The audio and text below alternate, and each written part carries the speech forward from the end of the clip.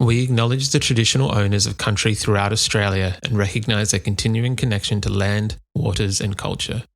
We pay our respects to their elders past, present and emerging.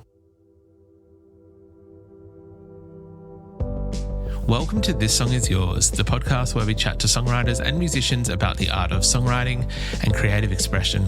I'm your host, Simon Fink, and thank you once again for joining us.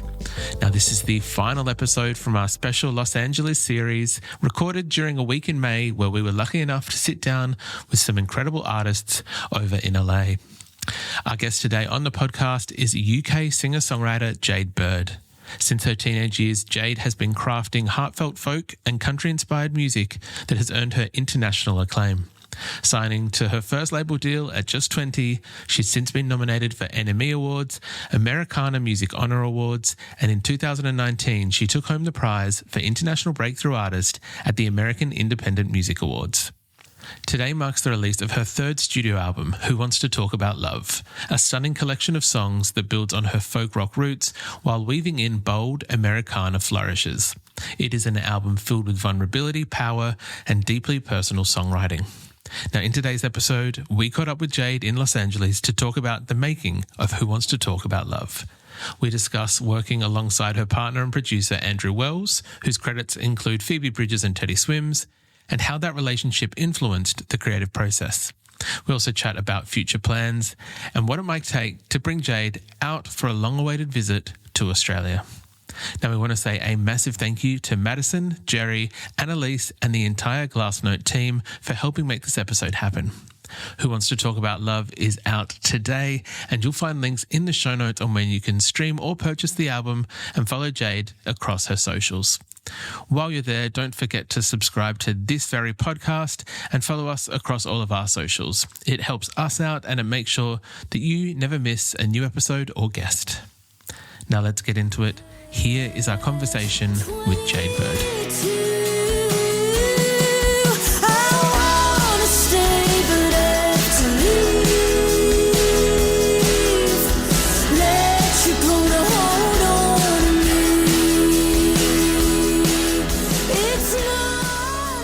Please welcome to This Song Is Yours, Jade Bird. Jade, hello. How's it going? Hello. It's going really, really good. Yeah, sun is shining. The sun is shining. It's a beautiful day in Los Angeles where we're lucky enough to be chatting with you today. Thank you so much for coming to have a chat with us. Yeah, thank you for having me. I'm a huge fan, so this is exciting. I am a big fan of yourself, so I'm very glad to hear that. It's really exciting as well because when people are listening to this conversation, there's a brand new record out from yourself. I know, finally. It only took me, 4 years or something mental? That's okay. Sometimes, great art takes time. I mean, yeah, and also, life throws a lot at you in your mid-20s. I think that's kind of Also very fair. Very fair. The new record is Who Wants to Talk About Love. It is a gorgeous record. Firstly, congratulations on this. Thank you very much. It is giving... I don't want to say classic rock vibes, but there's elements of this record that I think immediately are almost instantly kind of heartwarming. Instantly there's a connection to these tracks upon first listen, and I think that it's done beautifully well. As you said, it's the first record in a number of years, and I know that this record is kind of focusing on relationships, I guess, thematically. Yeah. And we're looking not so much at the romantic, maybe a little bit romantic, but not all of it. There's, obviously other relationships as well, maybe generational, things like that. I imagine that's a bit of an interesting thing to approach when you're writing a record and wanting to publicly put these songs out. Yeah, that was sort of the big crossroads I kind of made because I think I was going through so much in that time period, and it was a question of whether I'd be vulnerable or sort of hide a little bit. And I think in my earlier songs and music, I was sort of hiding behind a sort of feisty exterior because that's ultimately what I was doing in my life. I was hiding a lot of my emotions behind anger and rage. And I felt like on this record, I made a point of actually leaving out a lot of the kind of rage records, which I'll put out after. I'm not saying that's completely gone. But I think as a person, I'm trying to grow past that. And also musically, you know, what's the emotion behind anger? They say it's sort of like that's a very surface thing, and there's always an emotion behind it. It's like a secondary one, you know? So yeah, it was trying to resolve that. And I think the reason I left it as a question, you know, who wants to talk about love, is because there is no resolve in a lot of these things in a romantic relationship, in the divorce like I came from, and generational, you know, I've fallen out of touch with my dad. We haven't resolved that yet. That's why I finished the record on a song about forgiveness about him. So yeah, I think that's, you know, that's the kind of harsh truth of it. There is no resolve sometimes. I think it's a very perfectly titled record then, because I think the question is open-ended. It is a thing that can be both positive but also, I guess, somewhat realistic as well. Yeah, absolutely. And I think I wanted to invite a conversation. I really found this something that felt so off, like out of tune with the world right now, in just kind of it being you know, monologue, like, you know, I wanted it to be a dialogue. I think everyone's going through so much. I was like, there's such an opportunity here to talk and share and feel that connection that I feel live or on the merch stand when people are like, you got me through this, or this thing happened. I wanted to like just continue to invite that a bit more, that depth, because that's why I do what I do. Really, honestly, that's the best part of it, you know? 100%. I imagine that there is something really special when you are writing these tracks, and that they do have the, we've spoken to like a few different songwriters on how certain times the vulnerability in the studio is really kind of scary and really kind of almost anxiety inducing. Yeah. But then when you are in those moments where I guess you're able to interact with people and you can hear that they have connected and that they are obviously working in the way that you want them to. So weirdly, it's like the opposite for me. I find it surprisingly quite easy to be vulnerable in my writing and in the studio. I think it's because it is ultimately like my safe space, and I feel like I don't have to put it out. You know, I'm not kind of like, oh, this is definitely, you know, if things feel, which they never do, but if things felt too much or too, you know, I think it's actually when it's out in the world, when I'm talking to you about it, or that's something I've always struggled with, because I've always felt this need to look strong and together. And I think the sort of parallel of my life really falling apart at times, and myself falling apart, and, you know, like, being out on my first record and being like, you know, happy, smiley Jade. Like, I think I wanted to just, you know, kind of marry the two a little bit instead of, you know, do you know what I'm saying? Yeah, I think it's a really interesting thing, because obviously sometimes being able to live with the vulnerability, or like the songwriting, or the maybe the subject of what you've written about, sometimes having that time to process can be one thing. But I imagine that, as you've mentioned, that it can be a totally different kind of beast altogether when you are.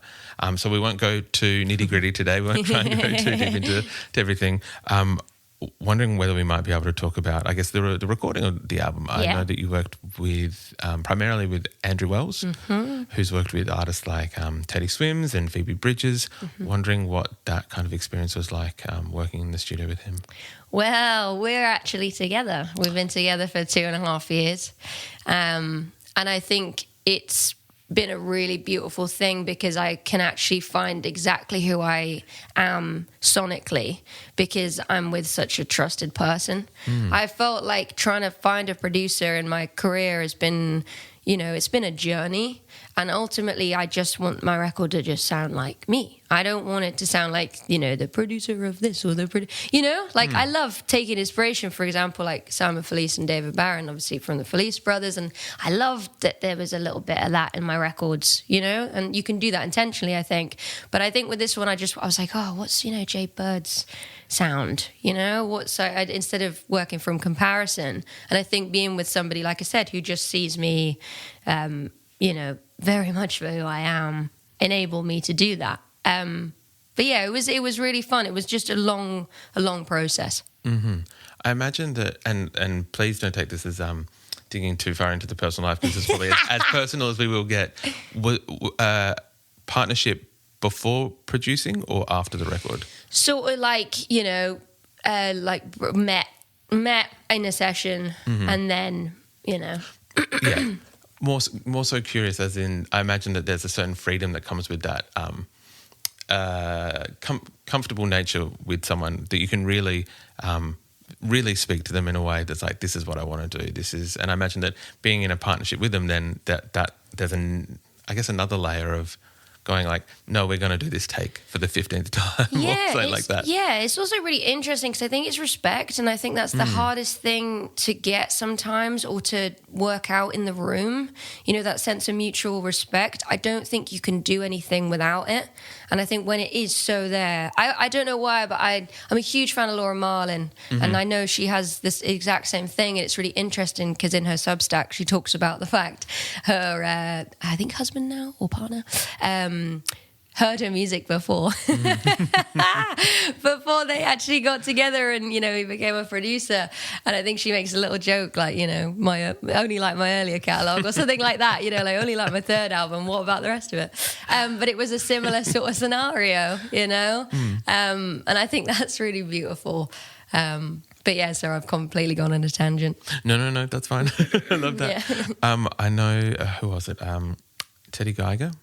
Yes. Had a hand in the record. Yeah. As well as, I think, was it another Andrew? Yes, Andrew Sarlo. Thank you. Yes. I know it's an Andrew. Yeah. What was that like? Because I imagine that the two separate collaborators, but how are you with collaboration? Is it something that you enjoy? Much better now. Yeah. I used to be quite intimidated, I think, also because I was young and conscious of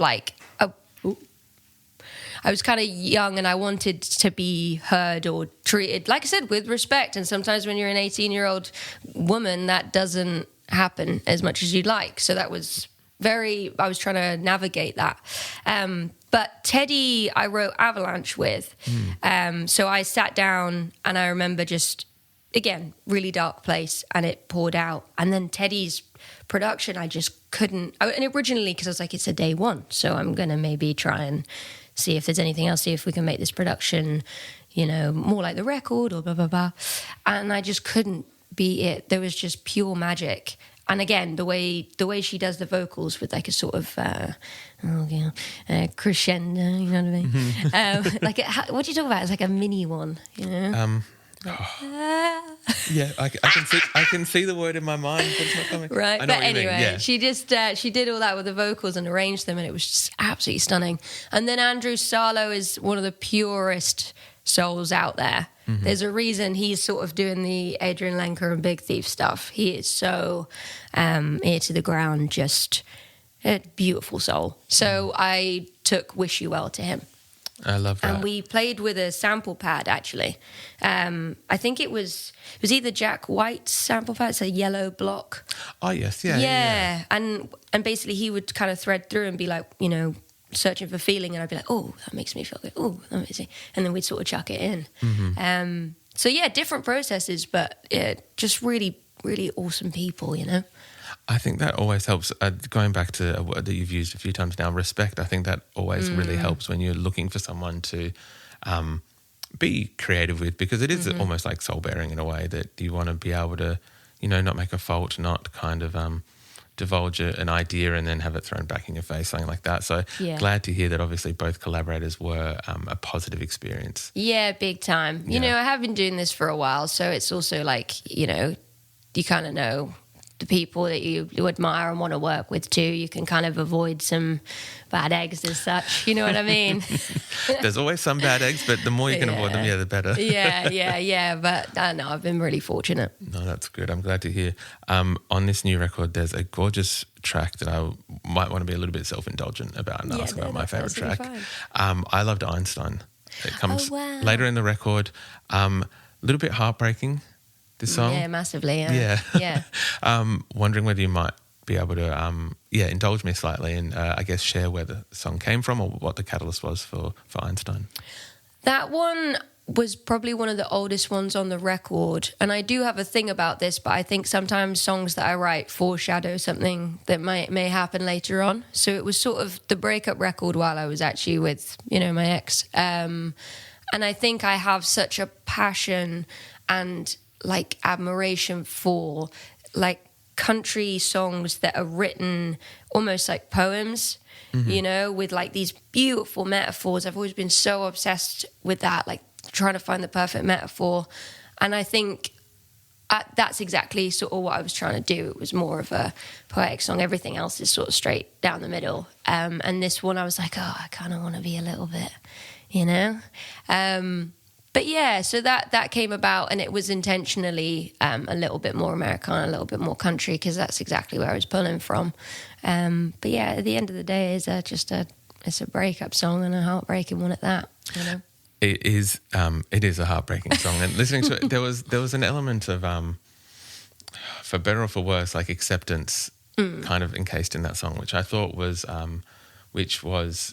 like a lovely little like touch to the song in a way, almost like that little bit of like, it is upsetting, but it's also, I don't know how to explain it without. No, I love that you said that, because I think that's where I was at the end. And it's interesting that it's the oldest song on the record, but that's where I found myself, you know? Yeah. You just sort of accept that you're not this person, you're not the right person for them, you know? And you've kind of fought, and then you just kind of have to come to this, you know, mutual agreement, even though it's not like that. Sometimes it's just like, I'm not sure we're compatible, you know? Yeah. Oh, look, it is, it's the gorgeous song, so thank you for indulging me. I appreciate that. Of course. Yeah, of course. Now, full disclosure to anyone who's listening to our conversation, the album is coming out this week. We might be talking some point in May.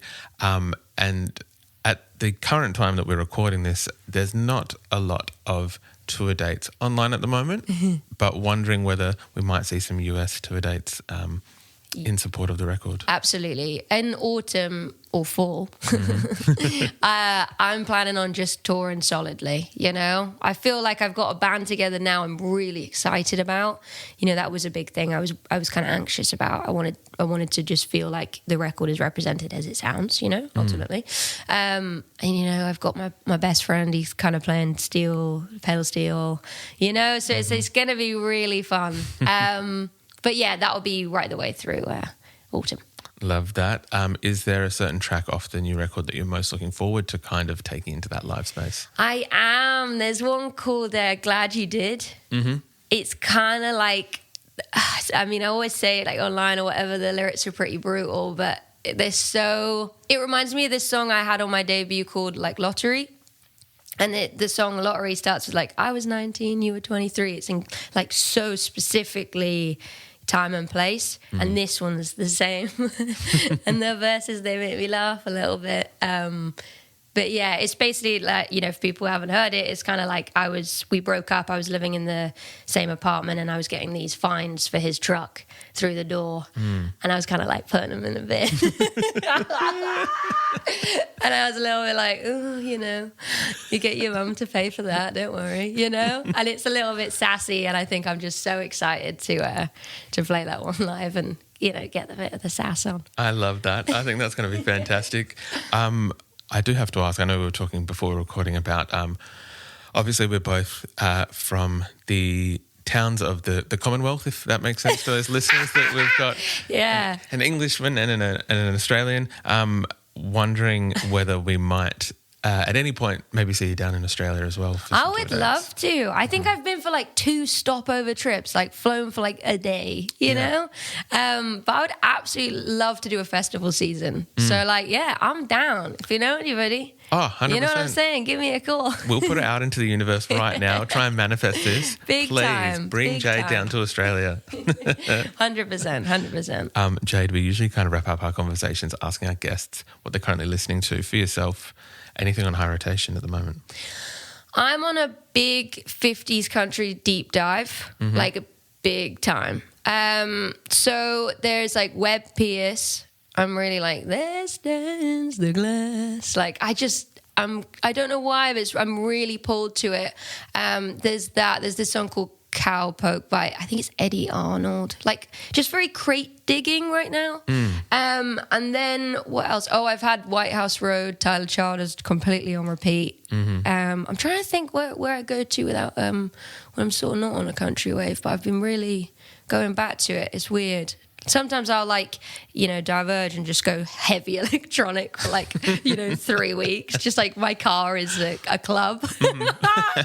But recently I'm straight back to that songwriting first sort of music. I absolutely love that. There's some great current country music out at the moment, but I feel there's just this resurgence of revisiting a lot, which is fantastic. Well, funny, before we wrap up, there was my friend was telling me, oh my goodness, Matt DeMarco.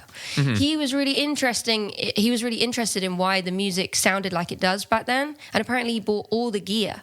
Like literally all the gear from the 50s and press record and was like, this is going to sound like the records I love. And it didn't. It still sounded like cleaner. And basically the conclusion was it was because the engineers and the recording, producers didn't really know what they were doing with this gear. You know what I mean? They weren't actually kind of schooled on what was going on. So that's what gives it this, you got crackles and that kind of hiss, and that's kind of why, not because of the gear necessarily, obviously a little bit, but yeah, I don't know who I heard it from. Maybe I made it up, but I love that though. I think right? There's what is it? What's the word for it? Not serendipitous at all. But I think that it kind of makes sense almost that there wasn't all this new technology, so they were like, it's just how it's recorded. Yeah, like my all-time favorite, Townes Van Zandt. A lot of his records are just wild. There's this one where they're trying this delay or on the vocal, and it's like an octave higher.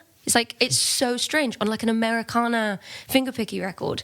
And I'm like, what were they doing? But it was the 70s. Everyone was just like, what's this do? Like, switch it on, switch it off. We'll give it a try, yeah. Yeah, but yeah.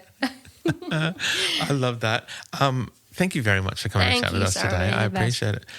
Congratulations on the new record. It is called Who Wants to Talk About Love? It is out right now when people are listening to our chat. But Jade, thank you again. Thank you. You're the best. Appreciate it.